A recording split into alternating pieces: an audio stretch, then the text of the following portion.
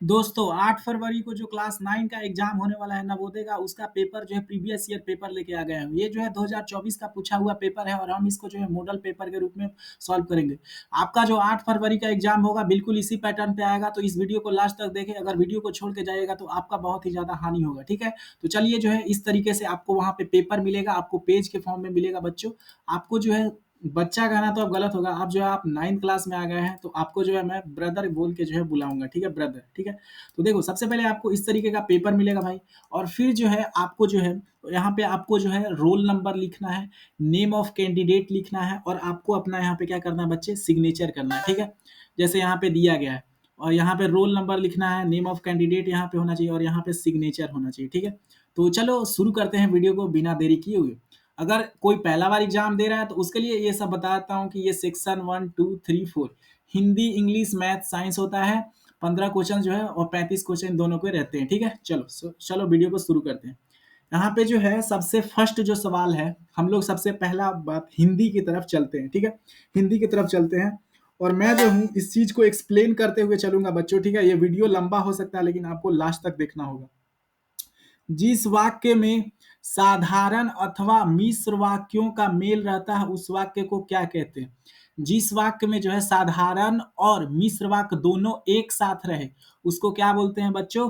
उसको बोलते हैं संयुक्त वाक्य। क्या बोलते हैं? संयुक्त वाक्य। दूसरा सवाल है, किस विकल्प में दोनों शब्द सूर्य के पर्यायवाची हैं? सूर्य के पर्यायवाची क्या है? तो दिनकर और दिवाकर। दिनकर मतलब भी सूर्य होता है और दिवाकर मतलब भी सूर्य होता है। अगला है शुद्ध रूप छांटिए। तो शुद्ध रूप क्या है? आशीर्वाद जो है वो हम लोग ऐसे लिखते हैं, ठीक है?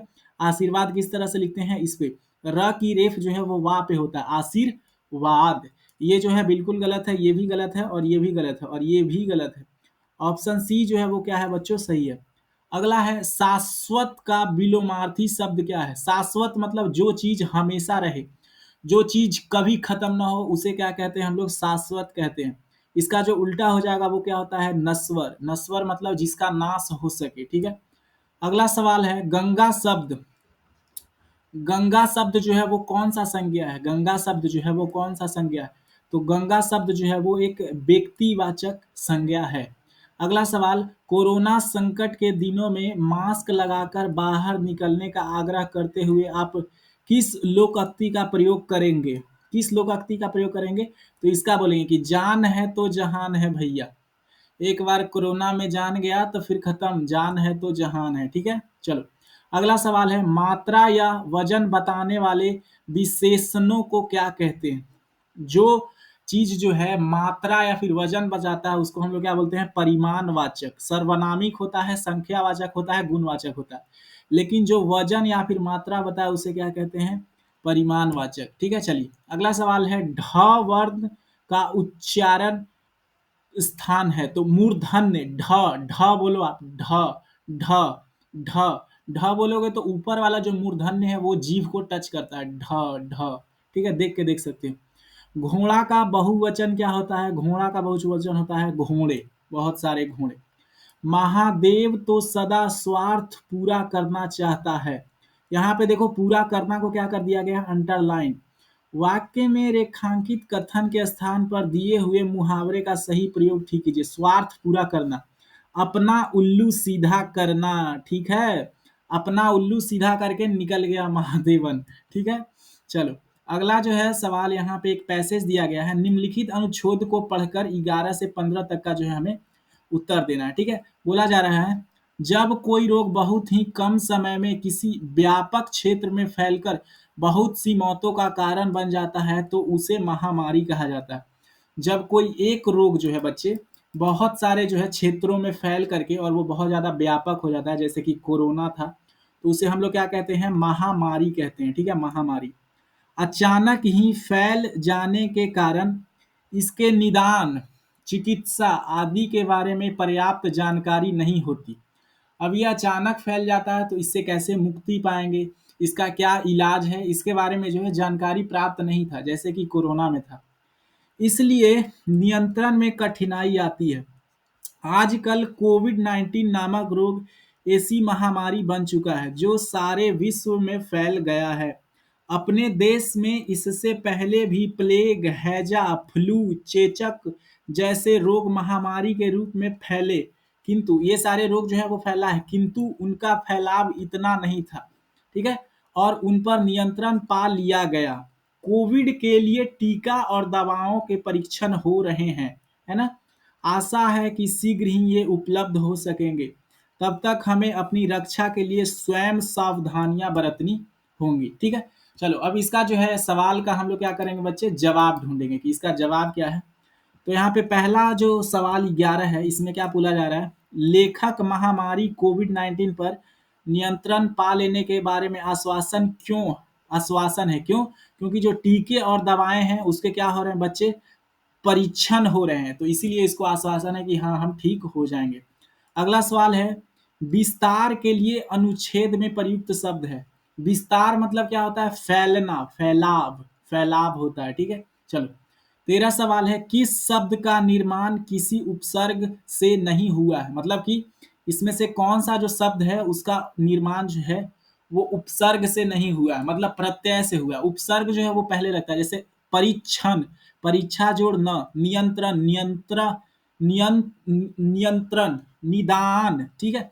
तो इनमें से किस शब्द का उपसर्ग से नहीं हुआ, तो फैलाव, ठीक है। फैलाव क्या है, फैलना प्लस व, है ना, फैलाव, तो वह जो है वो लास्ट में लग रहा है, और जो लास्ट में लगता है वो क्या रहता है, प्रत्यय रहता है। अगला शब्द है, महामारी उस रोग को कहा जाता है जो अचानक व्यापक रूप से फैलकर मौतों का कारण बने। भारत में यह महामारी कभी नहीं फैली, कौन सा, प्लेग, हैजा, चेचक, ये सारे जो हैं ये फैल चुके हैं, ऊपर आप पैसेज में पढ़े, निमोनिया जो है वो कभी नहीं फैला है, ठीक है। चलिए अगला सवाल है हिंदी सेक्शन, ठीक है, इंग्लिश सेक्शन। इसमें जो है हमको पैसेज पढ़ना होगा, answer question 16 to 19 by choosing the most appropriate option to complete the paragraph by filling the blanks, ठीक है। सबसे पहले हमें क्या करना होगा, इसको पढ़ना होगा, ठीक है। The dodo bird was last seen in which it was never to be seen, मतलब कि ये सबसे पहले जो है 1660 में देखा गया था। There are different stories about the extinction of this species, मतलब कि ये जो स्पीसीज है इसके जो है खत्म होने के, विलुप्त होने के बहुत सारे कहानियां। Some people say that the Dutch sailors first the dodo bird and mercilessly killed it to eat its meat. पहला बोलता है कि डच लोग आए, इसका मीट बनाए, खा गए हैं। Others say that the rats and other animals came on the board the Dutch ships and spread themselves across the island and ate the dodo eggs for food. मतलब दूसरा कहानी कहता है कि डच लोग आए तो उनके जो बोट थे, उनके जो जहाज थे, उन पे क्या आए, एनिमल्स आए, रैट्स आए, और वो सब अंडे खा गए किसके, दो के। तो हमें अब जो है फिल इन द ब्लैंक्स करना है 16 पे। यहाँ क्या आएगा, यहाँ पे जो है वो क्या आएगा, ठीक है। The bird was last seen in, कहाँ सीन हुआ था पहले, तो 1660 में। The dodo bird was last seen in 1660, 1660, और वहां पे क्या भराएगा, after, after which it was never to be seen, और उसके बाद जो है फिर इसको कभी नहीं देखा गया, ठीक है। आफ्टर विच मतलब कि इसके बाद जो है फिर इसको जो है कभी नहीं देखा गया। अगला सवाल है, अगला देखो, अगला पैरा है, some people say that the Dutch sailors first came, क्या है 17 में क्या आएगा, फर्स्ट सौ यहाँ होगा, first saw the dodo bird, मतलब पहले इन्हीं लोगों ने जो है डोडो बर्ड को क्या जो है देखा था, ठीक है। चलिए अगला जो चीज है वो क्या है, बट अट, यहाँ पे बट लगा कर देखते हैं। Dodo bird mercilessly eat its meat but others, यहाँ पे क्या है 17 में, some people say that the Dutch sailor first saw the dodo bird and mercilessly killed it to eat its meat, ठीक है। लेकिन कुछ अदर्स क्या बोलते हैं, बट अदर्स, लेकिन कुछ अदर कहावत क्या बोलते हैं, say that the rats and other have eaten the animals. अच्छा 19 में क्या आएगा, 19 में हु वेन वाइल्ड विच है, ठीक है। तो अगला जो है 19 को हम लोग देखते हैं, एनिमल्स, देखो यहाँ डच के लिए जो है वो हु यूट हो रहा है, who came on board, animals, rats and other animals, यहाँ पे क्या होगा, हु होगा कि विच होगा। अब देखो एनिमल के लिए जो है वो हमेशा क्या लगता है बच्चा, विच लगता है, एनिमल के लिए क्या लगता है, विच लगेगा। तो यहाँ जो सही उत्तर है वो क्या है, विच होगा, ना कि हु होगा। ये गलत मार्क है, ठीक है। अच्छा, एक cross the island and ate up, तो चलो खत्म हो गया, चलिए बढ़िया बात है। अगला सवाल है, read the sentence given below and choose the option which correctly change into passive voice. Can Anil lose his book, can Anil lose lose his book. अब देखो ये क्या है बच्चे, ये जो है पास्ट में है, और आपको पता है वॉइस में जो है वो टेंस चेंज नहीं होता है, तो ये भी पास्ट में रहेगा। Could his book be lost by Anil, ये भी क्या है, पास्ट में है, could his book lost by Anil, ठीक है। चलिए 21 सवाल। The word is the opposite in suspicious, मतलब कोई पे जो है क्या होना बच्चे, सस्पिशियस, शक होना, शक होना। तो इसका उल्टा क्या है, सस्पिशियस मतलब कोई आदमी बहुत ज्यादा शक्की है, हर चीज को शक के निगाह से देखता है कि कहीं ये मेरे को धोखा तो नहीं दे रहा है, कहीं हम दुकान में लेने गए सामान लोकल सामान तो नहीं दे रहा। और गलीवल मतलब क्या होता है, जो आसानी से उल्लू बनाया जा सके, तो ये क्या है, इसका उल्टा है। अगला है, choose the word similar in the meaning of underline words. अच्छा जी, at first they lopped off all the branches, वो पहले जो है सारे ब्रांचेज को काट दी। तो यहाँ लॉप्ड ऑफ का मतलब क्या है, सारे ब्रांचेज को कट कर देना, ठीक है। चलिए अगला सवाल है, on our way back home we stopped at the mini mart to pick up some fruit. हम जो है जब घर आ रहे थे तो क्या हुए कि मिनी मार्ट पे जो है रुक गए कुछ फ्रूट जो है वो खरीदने के लिए, ठीक है। अगला जो है, Mumbai and Delhi are two of the dash airports in India, busier, busiest, busy, more busy. तो देखो द के बाद क्या लगता है, सुपरलेटिव लगता है, तो यहाँ जो बिजिएस्ट ऑप्शन है वो सही होगा। Mumbai and Delhi are the two of the busiest airport in India. अगला सवाल है, till today neither of the two brothers, neither of the two brothers have run this race. अब देखो neither of the two brothers मतलब इनमें से कोई नहीं, तो यहाँ हैव लगेगा कि हैज लगेगा। जब भी नाइदर और आइदर आता है, जब भी नाइदर और आइदर आता है तो सिंगुलर वर्ब लगता है, तो यहाँ जो है हैज रन जो है वो क्या होगा बच्चों, सही उत्तर होगा। हैव रन जो है वो गलत है, ठीक है, कुछ कुछ गलत भी मार्क्ड है, हैज रन होगा, ठीक है, ध्यान से पढ़िए। अगला जो है 26, one who can not be defeated, जिसको हराया नहीं जा सकता उसको क्या बोलते हैं, इनविंसिबल, अनडिफिशेंट, पेशेंट, डिटरमिन्ड।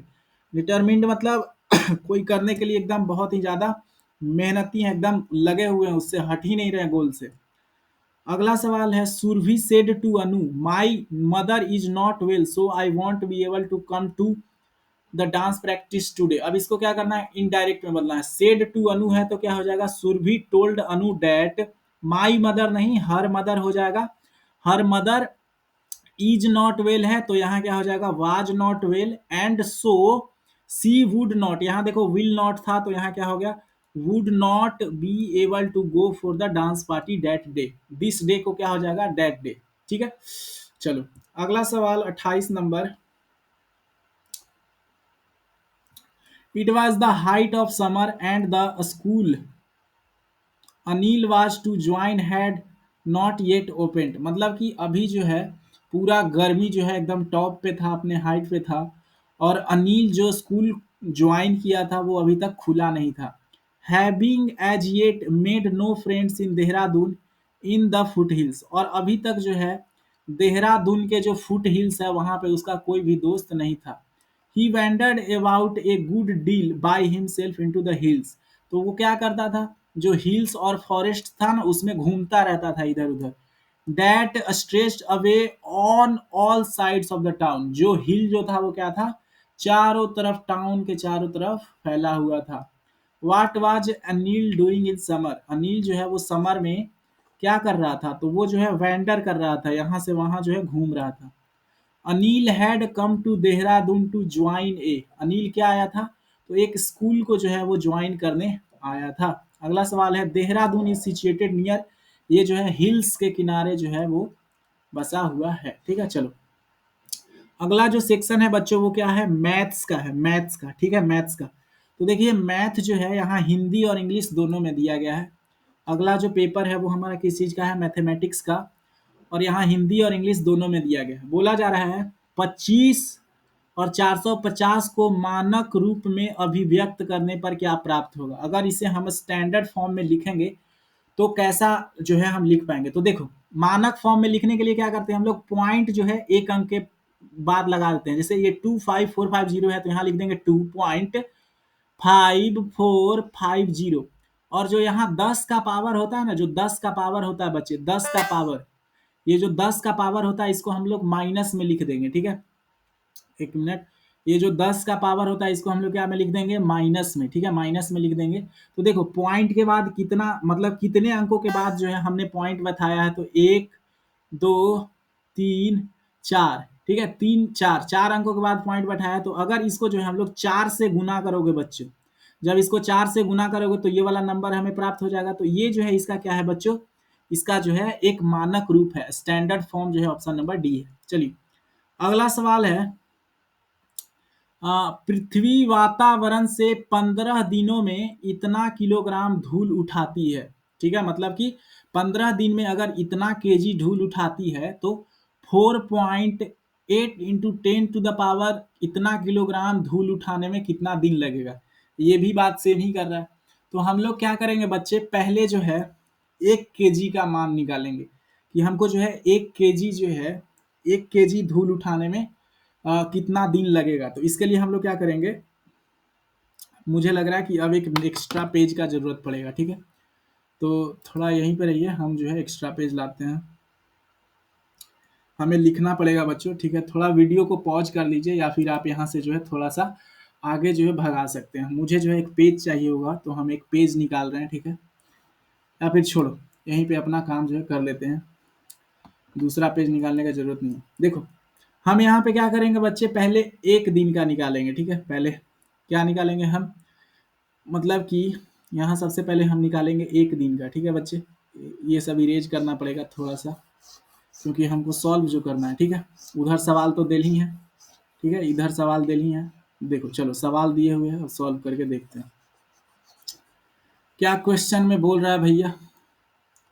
बोला ये जा रहा है कि हमारे पास जो है, क्या कहा जा रहा है सवाल में, कि 1 किलोग्राम, मान लो 1 केजी जो है, 1 केजी अगर वेट हमको धरती से उठाना है तो कितना दिन लगेगा।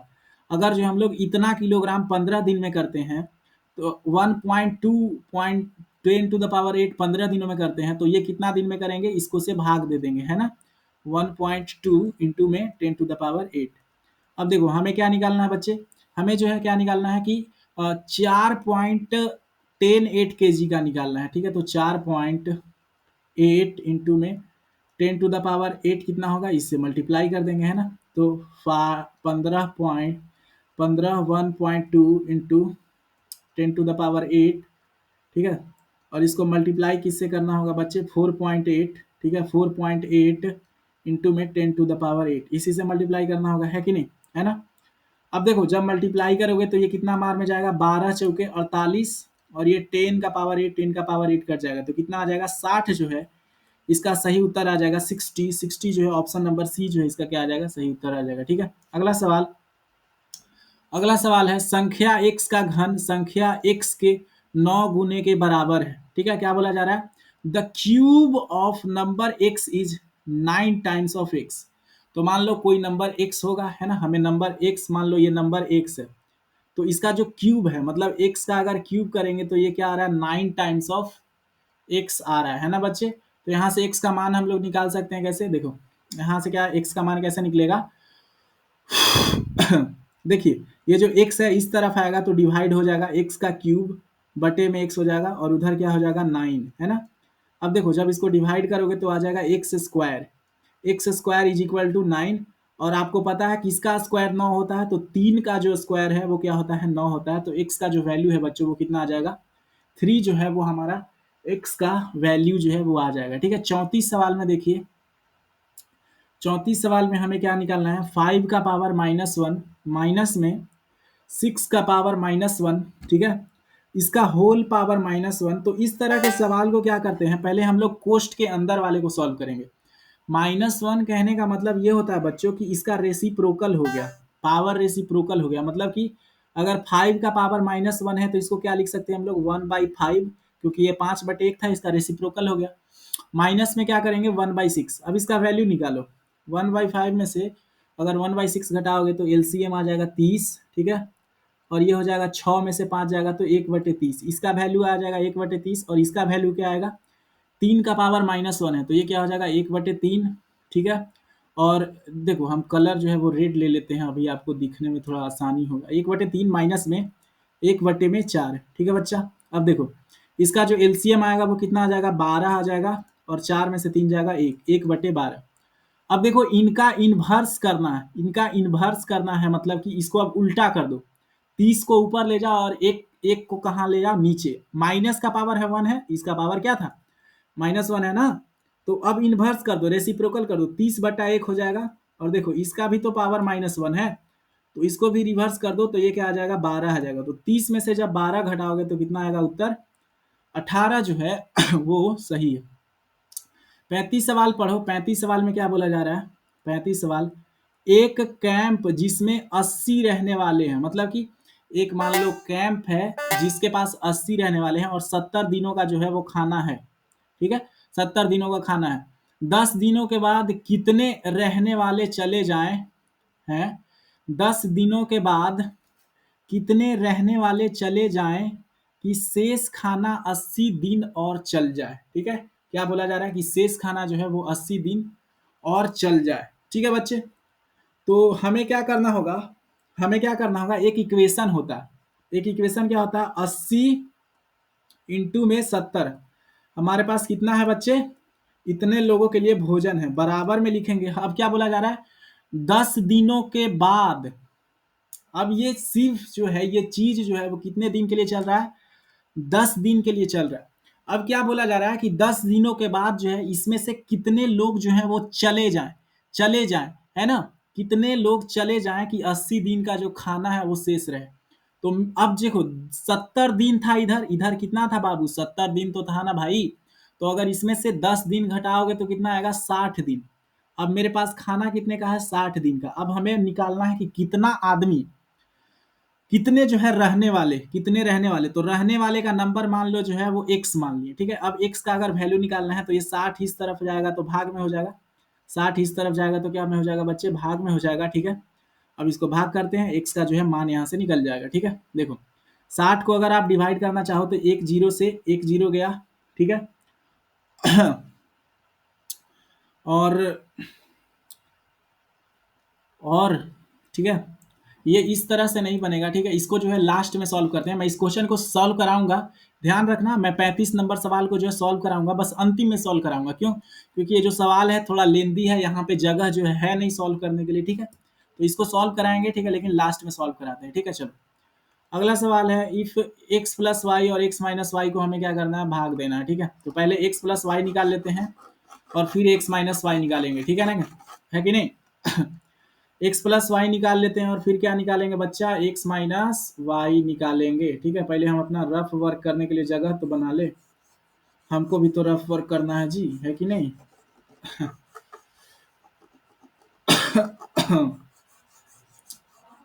अच्छा चलो अब रफ वर्क हो जाएगा। यहाँ पे क्या करना है हमें, हमको जो है क्या करना है x प्लस वाई, ये देखो यहाँ x प्लस वाई निकालना है, मतलब कि 2/3 प्लस में 3/2 करना है। देखो एलसीएम इनका 6 हो जाएगा, 2 दूना 4 प्लस में 3 तिहाई 9, है ना। कितना आ गया हमारे पास 9 4 13/6 आ जाएगा। और अगर x माइनस वाई करोगे तो 2 माइनस में 2/3 माइनस में 3/2 करोगे तो क्या आएगा, है ना। यही करना है, इसको माइनस करके देखते हैं बच्चे। अगर इसको माइनस करोगे तो 3 दूना 6 आ जाएगा, 2 दूना 4 माइनस में 9, है ना। तो यहाँ कितना उत्तर आ रहा है बाबू माइनस में 5/6 आ रहा है।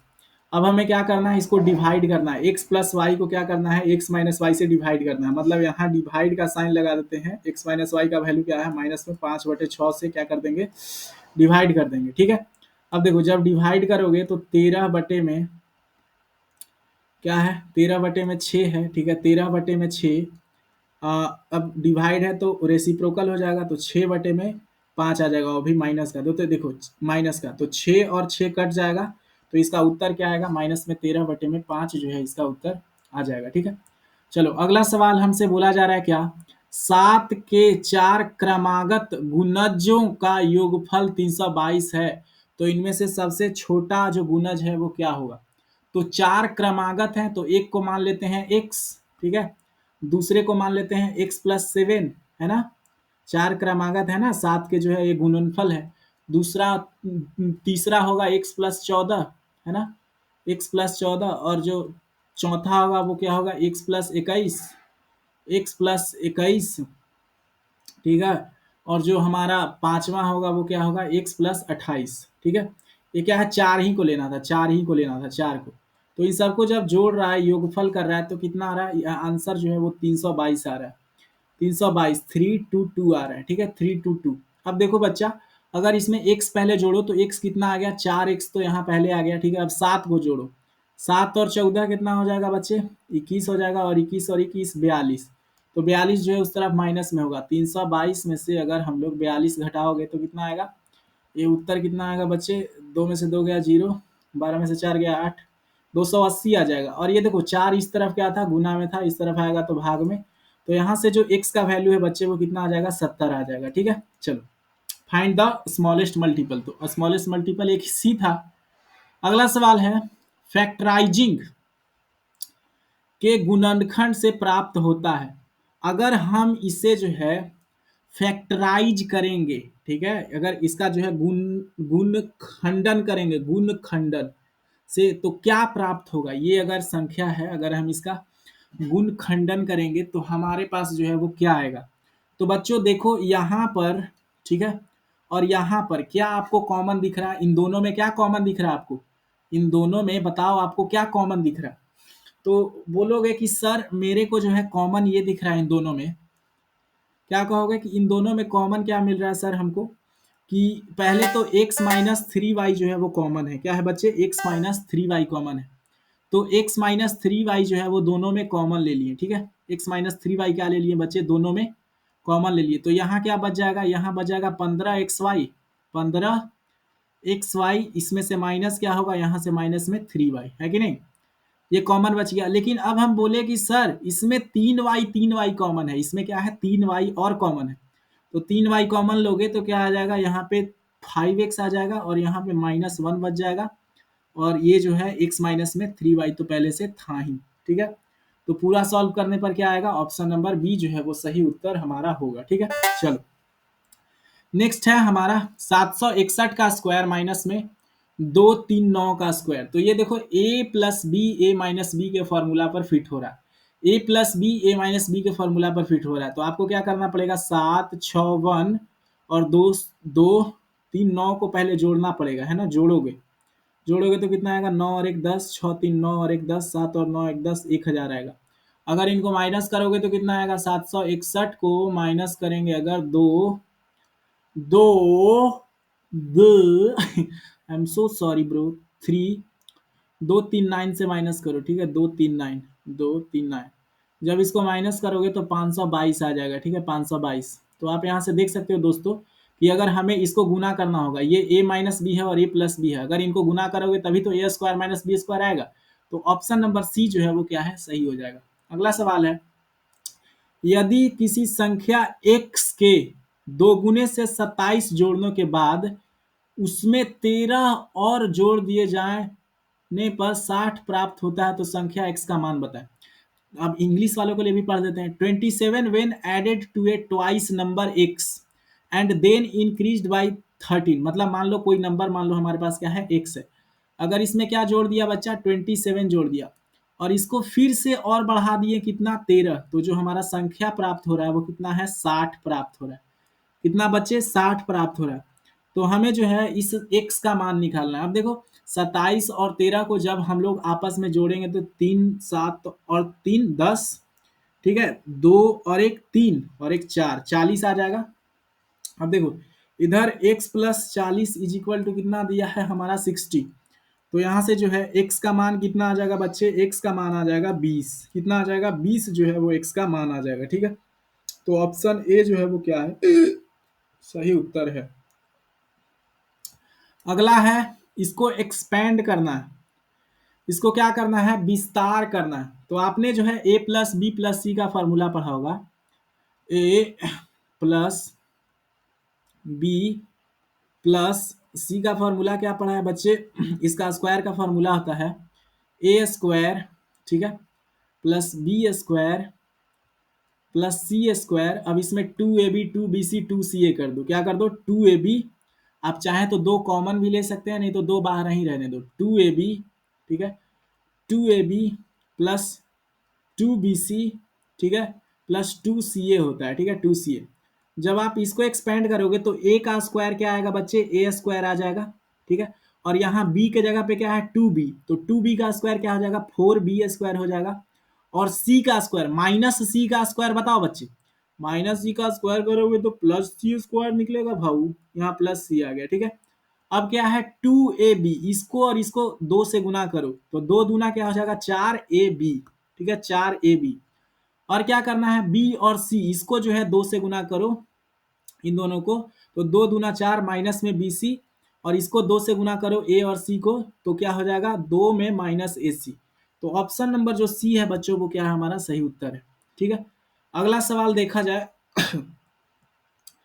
एक हॉल जिसकी बीमाएं 30x12 मीटर है के फर्श को पूरी तरह ढकने के लिए 3 और 2 मीटर बीमाओं वाले कितने कालीनों की आवश्यकता होगी?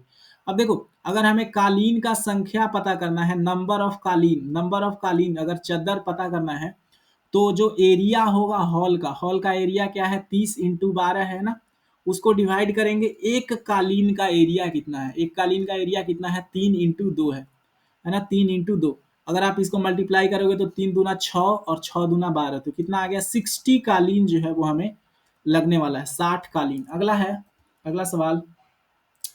धातु की एक बेलनाकार पाइप का बाह्य त्रिज्या 10 सेंटीमीटर है तथा आंतरिक त्रिज्या 2 सेंटीमीटर है, ठीक है।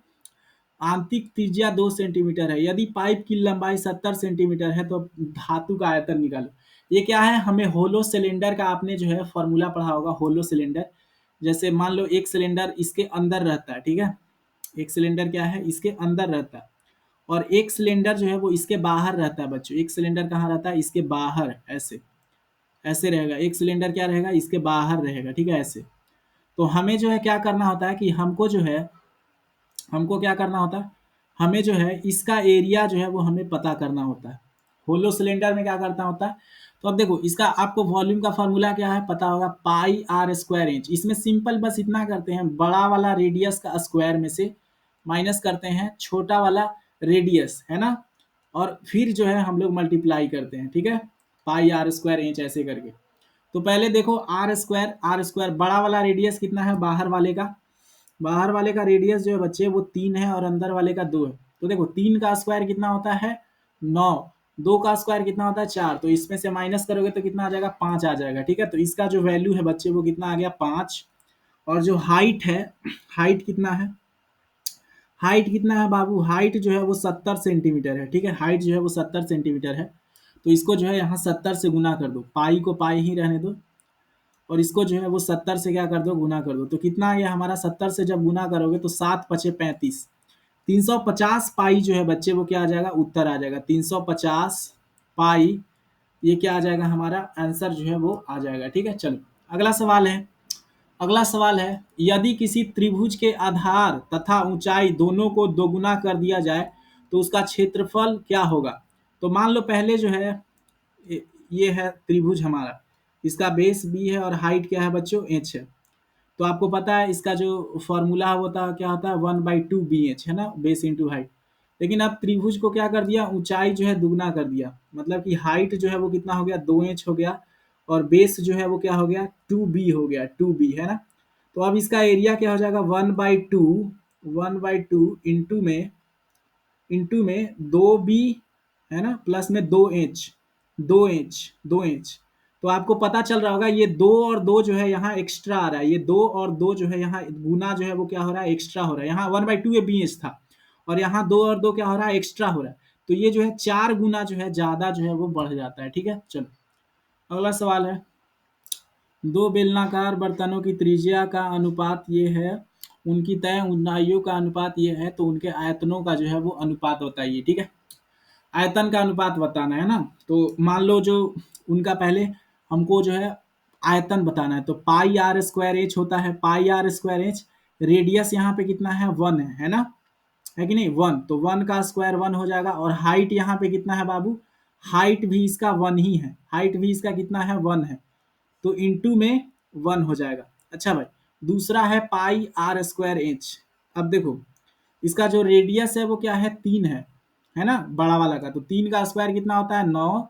और इसका जो हाइट है वो क्या है, 2 है, 2 का स्क्वायर कितना होता है, 4, है ना। तो इसका जो रेडियस आएगा पाई आर स्क्वायर एच, सॉरी यहाँ पे इसका स्क्वायर क्यों करेंगे, 2 का स्क्वायर क्यों करेंगे, पाई आर स्क्वायर एच ही तो होता है, तो यहाँ सिर्फ 2 आएगा, तो पाई से पाई कट जाएगा, और ये जो रेशियो है वो कितना आ जाएगा, 1/18।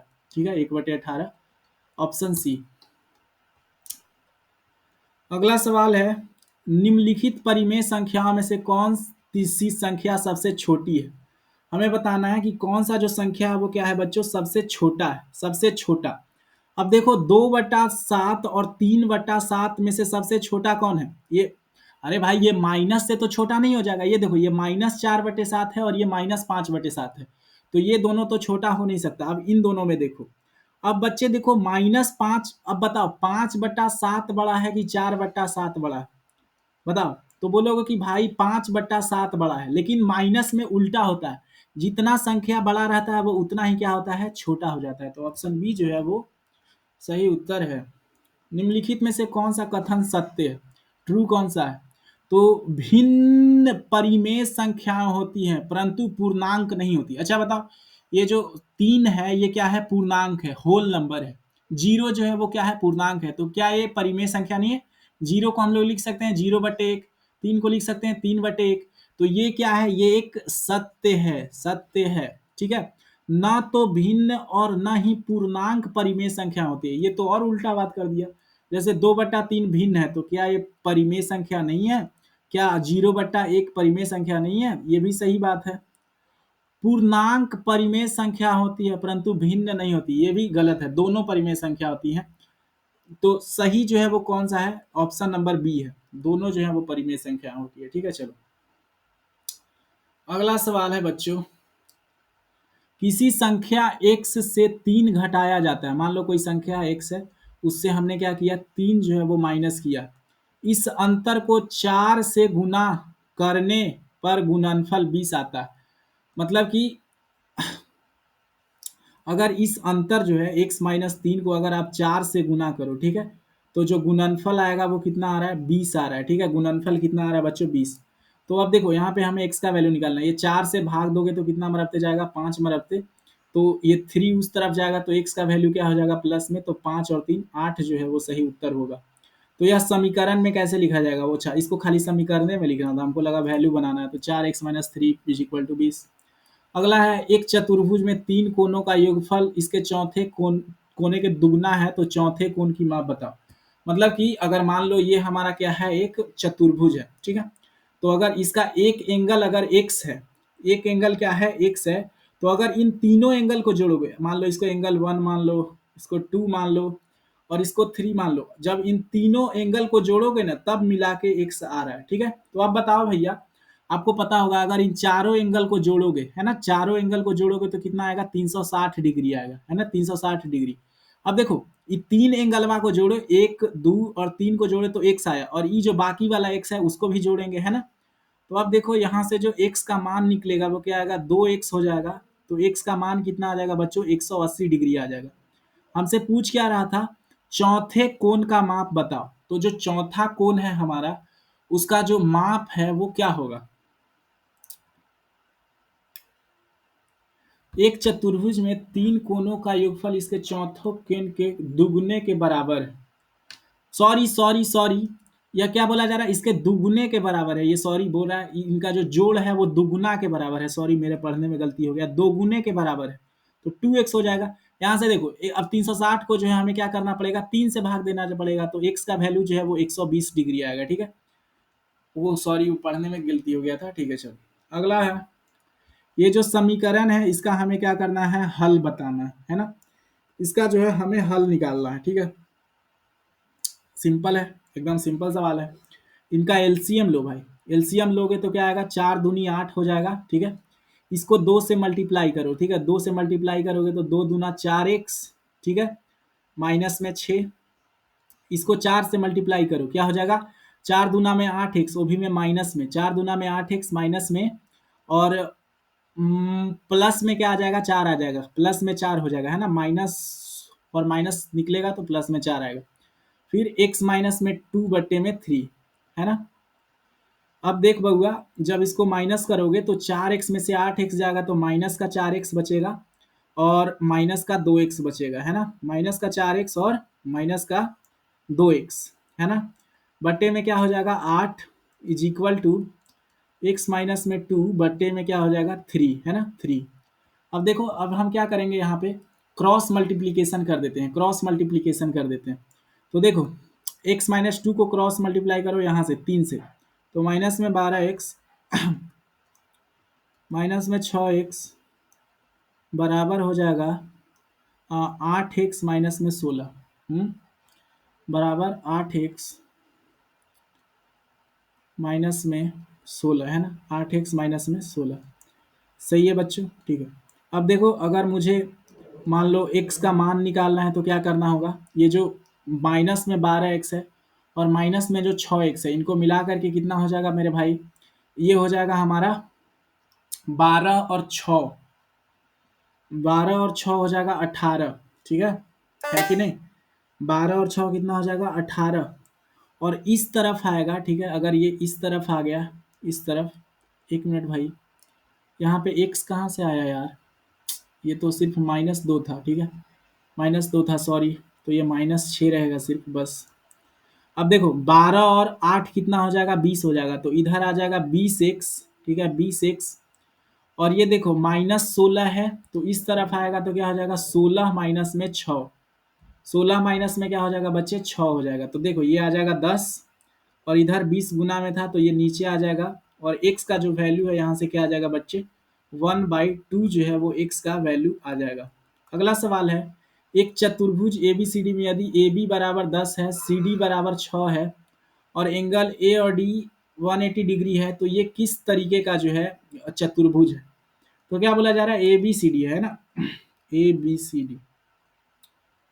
यहाँ पे क्या बोला जा रहा है, AB 10 है ना, मान लो ये AB है, ABC और D, ठीक है बच्चे। यहाँ पे क्या बोला जा रहा है कि AB जो है वो क्या है, 10 है, और ये ऊपर वाला जो है ये 6 सेंटीमीटर है, और जो एंगल ए और डी का जो माप है, मतलब ये और ये, अब देखो बच्चों, दो एडजेसेंट साइड का अगर सम कितना होता है, 180 डिग्री, तो ये जो इनके साथ जो लाइन होते हैं वो क्या होते हैं, पैरेलल होते हैं।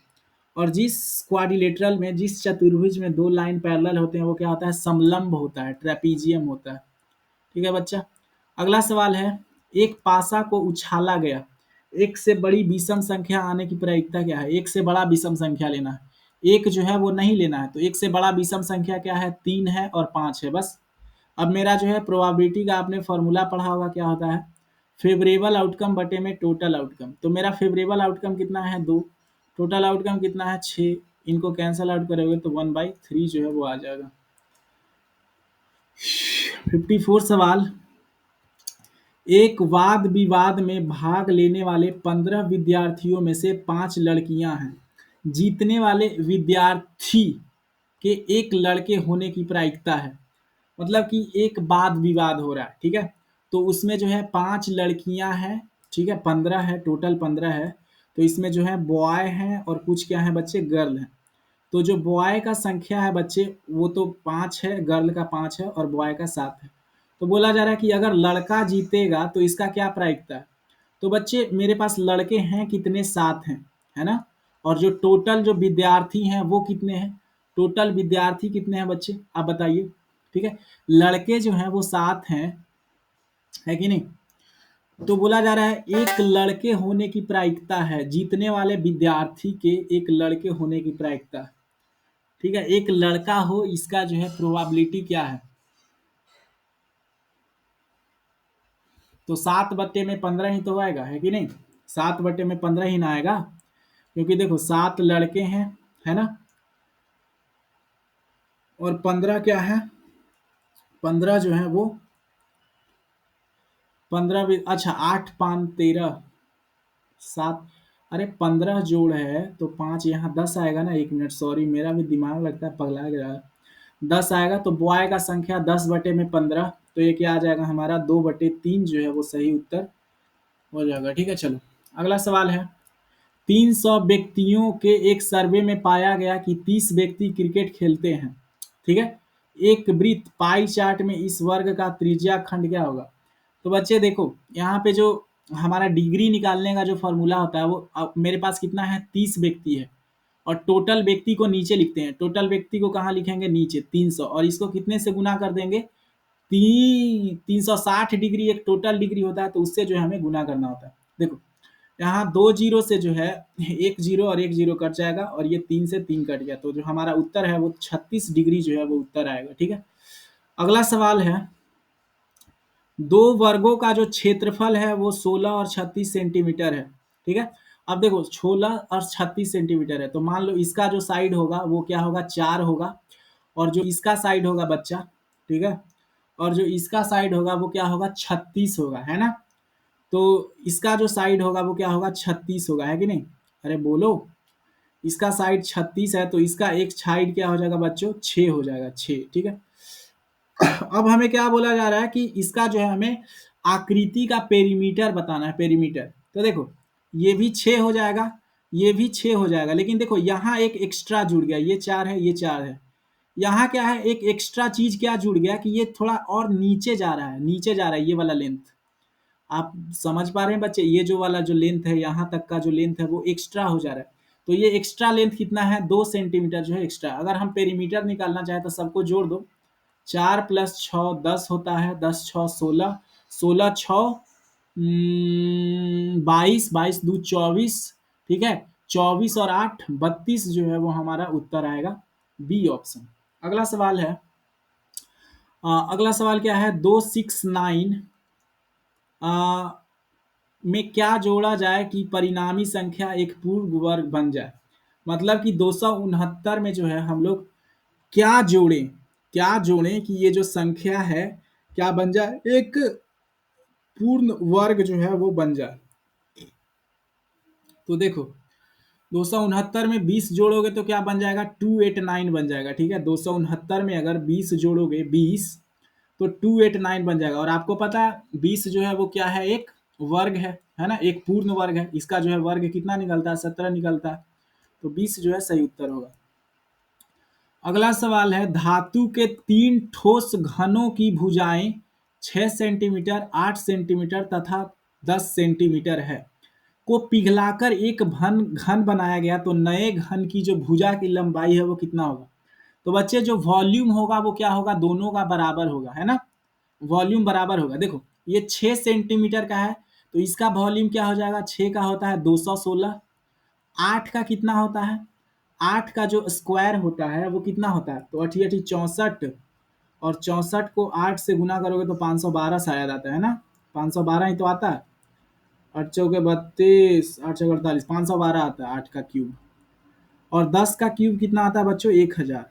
तो इन सबको जब जोड़ोगे तो क्या आ रहा है हमारा, 6 और 2 8, ठीक है, 1 और 1 2, 5 और 2, तो 1728 आ रहा है। और आपको पता है 1728 का जब हम लोग क्यूब रूट करते हैं तो कितना आता है, 12 सेंटीमीटर आता है।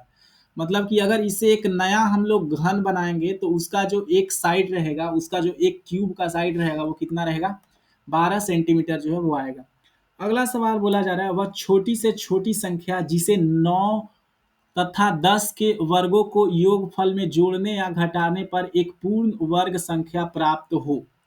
मतलब कि वह छोटी से, the smallest number that should be added to और subtracted from the sum of squares of 9 and 10। अच्छा, 9 का स्क्वायर कितना होता है, 81, 10 का स्क्वायर कितना होता है, 100। अब देखो इसका जो सम है वो कितना आता है, 281 आता है। अब देखो बच्चे, अगर इसमें 12 जोड़ दोगे तो क्या बन जाएगा, अगर इसमें 12 जो है हम लोग जोड़ देंगे तो दो, 2 और 1 3 बन जाएगा। ठीक है, देखते हैं, 2 और 1 3, ठीक है, 8 और 1 9, ये कितना बन जाएगा, 293। The smallest number that should be added 2 और subtracted from the sum of square to make it perfect square. और अगर इसमें से 12 घटाओगे तो क्या बनेगा भाई? 12 घटाओगे तो क्या बनेगा? हम्म मुझे लग रहा है कि यहाँ 9 का खेल चल रहा है। क्या का खेल चल रहा है बच्चे? 9 का है कि नहीं? कि 5 का चल रहा है? 289 तो एक स्क्वायर होता है। अच्छा 12 घटा के देख लेते हैं ना। 11 में से 2 जाएगा 9, ठीक है, और फिर 7 बच जाएगा, और फिर 2 बच जाएगा। 279 नहीं होता, 289 होता है। तो यहाँ पे बोला जा रहा है कि 281 जो है जब मेरा आएगा, ठीक है, 181, सॉरी सॉरी सॉरी सॉरी, ये क्या हो जाएगा? 181 हो जाएगा। सॉरी, हम 181 को गलती कर दिए। एक मिनट, इसको जब जोड़ोगे तो 181 आएगा। वही कहें कि गलत आंसर क्यों निकल रहा है, ठीक है। 181 यहाँ आ जाएगा, क्या आ जाएगा बच्चों? 181 आ जाएगा, ठीक है। अब देखो 181 आया है, तो अगर इसमें आप जब 12 जोड़ोगे तो एक परफेक्ट स्क्वायर बनेगा, और जब 12 घटाओगे तो भी जो है क्या बनेगा? एक परफेक्ट स्क्वायर जो है वो बनेगा, ठीक है बच्चे। तो दोनों कंडीशन में जो है ये क्या बन रहा है? एक परफेक्ट स्क्वायर बन रहा है, ठीक है। 12 जोड़ेंगे तो 2 और 1 3, 8 और 2 10, ठीक है, 203। ये क्या बन रहा है? इस पे घटाने पर जो है परफेक्ट स्क्वायर बन रहा है, और जोड़ने पर भी परफेक्ट स्क्वायर जो है वो बन रहा है, ठीक है। अगर 15 जोड़ के घटा के देखें तो 15, 15, 5 और 1 6, ठीक है, 8 और 1 9, 196। आहा, 15 पर हो रहा है। हाँ, अगर 181 में से 15 जाएगा तो 15 जाएगा तो 11 में से 5 जाएगा 6। ये 15 सही आंसर है, 12 बिल्कुल गलत दिया हुआ है। अगर आप 15 घटाओगे और जोड़ोगे तो क्या मिलेगा? हमें एक परफेक्ट स्क्वायर जो है वो मिलेगा। अगला सवाल है, हमें 24 का स्क्वायर करना है और 7 का स्क्वायर करना है। 576 और प्लस में 49, ठीक है। तो ये अगर इसका हम लोग स्क्वायर रूट करेंगे भाई तो कितना आएगा? हाँ, इसका ये आता है हमारा 625, है ना, 625 के बराबर। और ये कितना आएगा? अगर इसका रूट निकालोगे तो 25 आ जाएगा। अब 25 का जो है हमें पावर क्या करना है बच्चों? 3 करना है। और जब 25 का पावर 3 करते हैं तो 15625 जो है वो उत्तर आता है, ठीक है। चलिए अगला सवाल है, यदि 5 व्यक्ति एक कार्य को 28 दिन में पूरा कर सकते हैं तो उसी कार्य को 7 दिनों में पूरा करने के लिए कितने व्यक्तियों की आवश्यकता है? तो 5 गुने में 28 बत्ते में 7, 7 से गुना करो, 7 चौके 28, तो कितना उत्तर आ गया हमारा? 20 जो है वो सही उत्तर जो है वो हमारा आ गया, ठीक है। चलिए अगला सवाल है, मनु एक प्रेशर कुकर कुकर जो है अंकित विक्रय मूल्य के 9/10वें भाग के मूल्य पर खरीदता है, और अंकित विक्रय मूल्य से 8% अधिक पर बेचता है, उसे कितने प्रतिशत का लाभ होगा? ठीक है।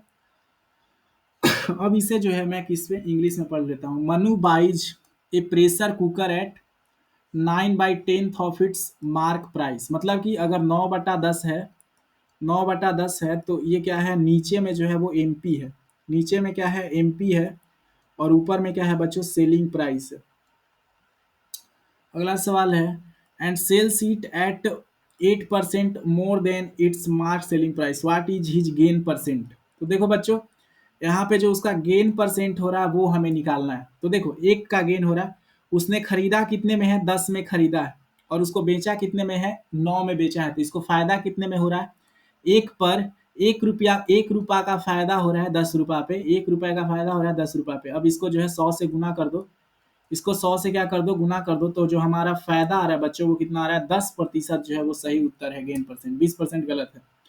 अगला सवाल है, समीर ने एक जोड़ी जूते इतने में खरीदे जिसमें जीएसटी भी शामिल है, यदि जूतों का विक्रय मूल्य इतना है तो जीएसटी की दर क्या है? तो जीएसटी का दर क्या है? माइनस कर दो। अबे देखो 146 क्या करेंगे? माइनस करेंगे, है ना। 144 ज्यादा लग रहा है, लेकिन उसका जो दाम था वो कितना था? 1200 दाम था, है ना। इस पे ही तो जीएसटी लगेगा। तो ये जीएसटी कितना परसेंट है? 100 से गुना करो। तो 0 से डबल जीरो गया, 12 से गया, 12 बार में तो 12% जो है वो जीएसटी जो है वो लगेगा। अगला सवाल है, एक शहर की जनसंख्या पहले 10% बढ़ी और फिर 20% कम हो गई। अच्छा बच्चे, 10% का मतलब क्या होता है? इसका मतलब होता है 10/100, है ना, 10/100। अगर आप इसको काटोगे तो क्या आएगा, 1/10, मतलब कि पहले जनसंख्या 10 रही होगी, है ना, फिर एक घट के 9 हो गई। अच्छा, बढ़ा है, पहले बढ़ा है, तो अगर 10 में एक जनसंख्या जो है वो बढ़ेगा, एक जो है जनसंख्या बढ़ेगा तो कितना हो जाएगा, 11 हो जाएगा। और 20% कम हुआ, 20% मतलब 1/5 है ना, 1/5 मतलब पहले जनसंख्या अगर 5 था तो वो कम होके कितना हो गया बच्चों, 4 हो गया, है ना, 4 हो गया। अब देखो इसको गुना करो, 10×5 = 50, और इधर क्या आ जाएगा, 11×4 = 44। तो हमें बोल रहा है कि जनसंख्या में कुल कितना कमी आया, है ना। तो यहाँ पे कितने का कमी आ रहा है बच्चे, 6 का कमी आ रहा है, मतलब पहले 6 का कमी आ रहा है कितने पर, 50 में, और हमें जो है प्रतिशत निकालना है तो 100 से गुना कर दो। तो देखो 50 दूनी 100, तो हमारा उत्तर कितना आ गया, 12% जो है वो सही उत्तर है, ठीक है। If a number is increase by 20%, decrease by 20%, अच्छा 20% कहने का मतलब है तो total increase percent decrease percent निकालो। 20% कहने का मतलब क्या, 1/5, आप काट करके देख लो, है ना, 1/5 आता है, मतलब पहले 5 से कितना हुआ, 6 हुआ, फिर क्या हुआ, if a number is increase by 20% and then decrease by 20%। अब जो था, अब क्या हुआ, नंबर को जो है, ये जो 6 नंबर है, 5 से कितना हुआ नंबर, वो 6, अब 6 का जो है आपको क्या निकालना है बच्चे, 20% निकालना है। 6 का 20% बताओ, अब 6 का 20% कितना होगा, ठीक है। ये ऐसे नहीं है, मतलब पहले if a number is increase by 20% and decrease by 20%, है ना। अब इसको डिक्रीज करो, मतलब 5 से क्या कर दो, इसको 4 पर ला दो, है ना, 4 पर, तो टोटल जो इसको लॉस हुआ है वो कितना हुआ है, टोटल इंक्रीज डिक्रीज, तो 5×25, ये सब जो है सक्सेसिव डिस्काउंट का है सवाल, और 24, ठीक है। तो देखो कितना का हानि हुआ है, कितना घट रहा है, एक घट रहा है, एक घट रहा है 25 पे, तो 1/25 आपको पता है 4% होता है, ठीक है, 4% होता है। ऑप्शन बी जो है वो सही उत्तर है। अब जो है जनरल साइंस का जो है सवाल है, अब देखो बोला जा रहा है धातुओं का वह गुण जिसके कारण उन्हें पीट कर पीतल के सीटों की तरह जो है वो बदला जा सकता है, तो उसको क्या बोलते हैं, मैलिएबिलिटी, आघातवर्धनीयता, ठीक है, आघातवर्धनीयता, मैलिएबिलिटी बोलते हैं, पीट पीट के चादर बना देते हैं, है ना, जैसे गोल्ड है उसको, तो इसको बोलते हैं। Which is amongst not fossil fuel, कौन जो है वो एक ईंधन नहीं है, तो कोक ईंधन है, पेट्रोल है, डीजल है, ये जो है वुड नहीं है, लकड़ी नहीं है। रेयोन इज ऑब्टेन्ड फ्रॉम, ये रेयोन जो है वो किससे होता है, तो वुड पल्प, कास्ट का गूदा से होता है, लकड़ी के गूदा से। When a copper vessel is exposed to the moist air for long times, it acquire a जब जो है कॉपर के बर्तन को बाहर छोड़ोगे तो एक ग्रीन कलर का जो है वो पिगमेंट आ जाता है। क्यों आ जाता है भाई, एक हल्की परत का, ये किस चीज का मिश्रण होता है, तो ये कॉपर कार्बोनेट और कॉपर हाइड्रोक्साइड होता है। क्या होता है, कॉपर कार्बोनेट और कॉपर हाइड्रो ऑक्साइड होता है। The most abundant non metal find in the earth crust is, सबसे ज़्यादा अर्थ क्रस्ट में पाया जाने वाला चीज़ क्या है, तो ये जो है वो ऑक्सीजन होता है। क्या होता है बच्चों, ऑक्सीजन, ठीक है। चलो, dead plants slowly get converted to coal under high pressure and high temperature, जब उच्च दाब और उच्च ताप में जो है रखा जाता है लकड़ियों को, जो पौधा सड़ जाता है, मर जाता है, वही जो है उच्च दाब और उच्च ताप के अंदर आकर के वो कोल में बदल जाते हैं। The process of fermentation was discovered by, fermentation कौन डिस्कवर किया था, किण्वन की प्रक्रिया लुइस पास्चर के द्वारा। विच of the following is non metal which conducts electricity, आपको पता होगा जो ग्रेफाइट होता है पेंसिल में लगा रहता है, अगर आप उसको बोर्ड में लगाओगे तो आपको लाइन मारेगा, ये जो है क्या है, नॉन मेटल है, फिर भी इलेक्ट्रिसिटी को करता है, कंडक्टर है। निम्नलिखित में से सूक्ष्म जीवों में कौन सा प्रोटोजोआ है, तो अमीबा जो है वो क्या है, एक प्रोटोजोआ का ही टाइप है, ठीक है। अगला सवाल, which of the following does not add nutrient to the soil, तो देखो खाद करता है फसल का चक्रीकरण, मतलब पहले गेहूं उगाए फिर चावल उगाए। नाइट्रोजन जो है जुताई से ऊपर नीचे होता है। अगर खेत को परती छोड़ दो, परती जमीन, मान लो परीते जमीन को छोड़ दिए, तो उससे कुछ फर्क नहीं पड़ता है न्यूट्रिएंट में सॉइल का, ठीक है। अगला सवाल है, which of the following is group of kharif crop, kharif कौन है, तो कपास, मक्का, धान ये क्या है, खरीफ है। ये सारे जो हैं मूंगफली, मटर, गेहूं, ये सब क्या है बच्चे, ये जो है रबी क्रॉप है। ठीक है। अगला सवाल है, निम्नलिखित में से जीवाणु द्वारा होने वाले रोगों का समूह चुनिए। तो जो टीबी होता है और टाइफाइड होता है, ठीक है, ट्यूबरक्लोसिस और टाइफाइड, ये क्या होता है हमारे, ये बैक्टीरियल डिजीजेज है, बैक्टीरियल डिजीजेज। चिकन पॉक्स और पोलियो वो वायरस से होता है। अच्छा, डॉली भेड़ का जन्म 5 जुलाई 1996 को हुआ और वो पहली स्नातीय प्राणी थी जिसे प्रोड्यूस्ड थ्रू क्लोनिंग। पहला कौन आदमी है जिसको क्लोनिंग से बनाया गया था, तो डॉली नाम है, डॉली। ठीक है। अगला सवाल है, external fertilization is very common in, external fertilization किस में होता है, तो टोड्स, फ्रॉग्स, स्टारफिश, है ना। ये बाहर अंडा दे देता है पानी में और वहीं पे फर्टिलाइजेशन हो जाता है। टोड में, मेढक में, और एक स्टारफिश का नाम का एक समुद्री जीव है उसमें। अगला है, फ्रिक्शन इज इंक्रीज्ड बाय, अगर मुझे जो है फ्रिक्शन जो है वो इंक्रीज करना है तो क्या करना होगा, टायरों पर ऊपरी खुरदरी ताला लगाना, मतलब कि हमें जो है टायर को थोड़ा खुरदुरा बनाना पड़ेगा। अगला सवाल है, विच one of the following is correctly matched, इनमें से कौन जो है वो करेक्टली मैच्ड है, तो टेस्टोस्टेरोन जो है वो एक मेल हार्मोन है, बाकी ये सब देखो मैच जो है वो सही नहीं मैच किया गया है। ठीक है। अगला सवाल है, कौन सा संपर्क बल है, विच इज कॉन्टैक्ट फोर्स, तो फ्रिक्शनल फोर्स कॉन्टैक्ट फोर्स होता है, इलेक्ट्रोस्टैटिक, मैग्नेटिक, ग्रेविटेशनल फोर्स ये सब क्या है, नॉन कॉन्टैक्ट फोर्स है। Which one is not unit of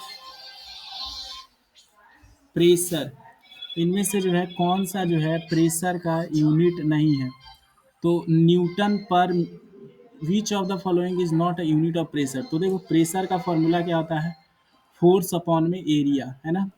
तो देखो एरिया का जो है यूनिट क्या आना चाहिए था, मीटर का पावर -2 रहना चाहिए था। ठीक है। मीटर या फिर कोई भी लेंथ का पावर -2 रहना चाहिए था, सेंटीमीटर -2 पास्कल, लेकिन यहाँ देखो मीटर का पावर -1 है, तो ये जो है एक यूनिट नहीं होता। अगला सवाल है, if we completely burn the same amount of the following fuels the maximum amount of the heat will be obtained on burning, अगर मान लो हम लोग सेम अमाउंट ले पेट्रोल का, एलपीजी का, डीजल का और सीएनजी का, तो जो सबसे ज़्यादा हीट आएगा वो किससे आएगा, तो एलपीजी से जो है वो सबसे ज़्यादा हीट जो है वो आएगा। ठीक है। अगला सवाल है, national parks protect whole sets of ecosystem while wild life sanctuaries provide protection to fauna, flora and landscape, मतलब कि नेशनल पार्क तो इकोसिस्टम को बचाते हैं और वाइल्ड लाइफ सेंचुरीज में जैसे कि कुछ एनिमल्स एक्सटिंक्ट हो रहे हैं उसको मिलता है, कुछ प्लांट्स एक्सटिंक्ट हो रहे हैं तो उसको जगह मिलता है, और थोड़ा जगह पॉल्यूशन फ्री के लिए भी रहता है। ठीक है। Landscape. Which component of the cell is called the power house of the cell, तो माइटोकॉन्ड्रिया को बोलते हैं, लाइजोसोम को बोलते हैं सुसाइडल बैग, आत्मघाती थैली, राइबोसोम में जो है वो प्रोटीन सिंथेसिस होता है। ठीक है। और सेल वाल आपको पता है ये जो है इसको रिजिड बनाता है, ठीक है, कठोर बनाता है। अगला है, which of the following is non polluting fuel for vehicles, तो किससे पॉल्यूशन नहीं होता है, सीएनजी से जो है वो पॉल्यूशन नहीं होता है। ठीक है। अगला सवाल है, which of the following is found in plant cell but not found in animal cell, तो सेल वाल जो है वो सिर्फ प्लांट सेल में होता है। The power which one of the following express in term of magnitude scale is called, Richter scale हम लोग किस लिए नापते हैं, तो अर्थक्वेक को जो है नापने के लिए, भूकंप को नापने के लिए जो हम लोग यूज करते हैं। Which one of the following air pollutants produced due to incomplete combustion of petrol and diesel reduced oxygen carrying capacity of blood, तो कार्बन मोनोऑक्साइड होता है, मतलब कि अगर आपका कैपेसिटी कम है ऑक्सीजन अंदर जाने का तो कार्बन मोनोऑक्साइड प्रोड्यूस होता है। नेक्स्ट है, which two planets of our solar system rotate from east to west, तो वेनस और यूरेनस जो है वो उल्टा घूमते हैं, ईस्ट टू वेस्ट जो है वो घूमते हैं। अगला सवाल है, which of the following gases are responsible for acid rain, acid rain के लिए क्या है, तो सल्फर डाइऑक्साइड और नाइट्रोजन डाइऑक्साइड जो है इनके कारण जो है अम्ल वर्षा होता है। सूर्य से दूरी के बढ़ते हुए क्रम में सौर मंडल के 3 आंतरिक ग्रहों का सही क्रम क्या है, तो मर्क्यूरी वेनस अर्थ, यहाँ पे बुध शुक्र पृथ्वी जो है वो सही है, ठीक है। मर्क्यूरी वेनस अर्थ ये वाला जो है सही है सूर्य से दूरी का। अगला है images are formed by, images जो है वो क्यों फॉर्म्ड होते हैं, तो रिफ्लेक्शन के कारण जो है इमेजेस जो है वो फॉर्म होते हैं, ठीक है।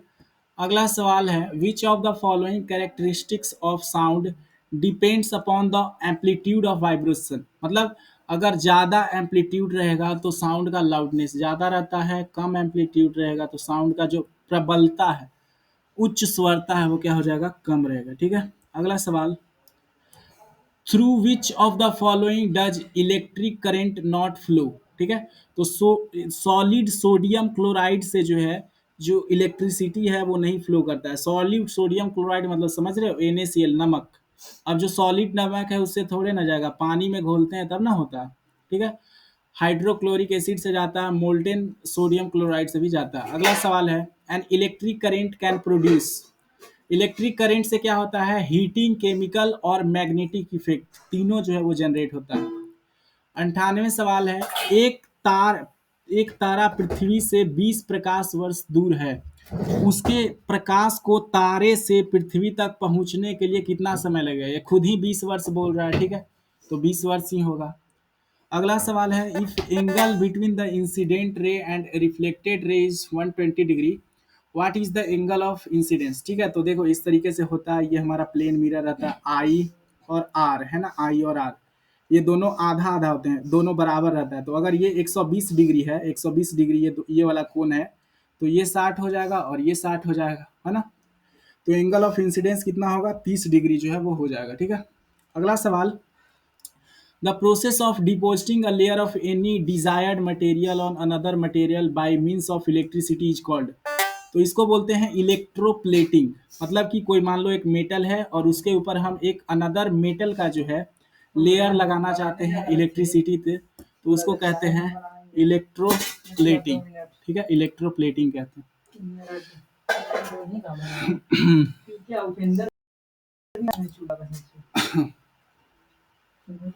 चलो तो ये सब ये भी काम करने का। अरे इसमें हम खाने जा रहे हैं, मेरा दूध है, हटो मेरा दूध, मेरा दूध, मेरा दूध।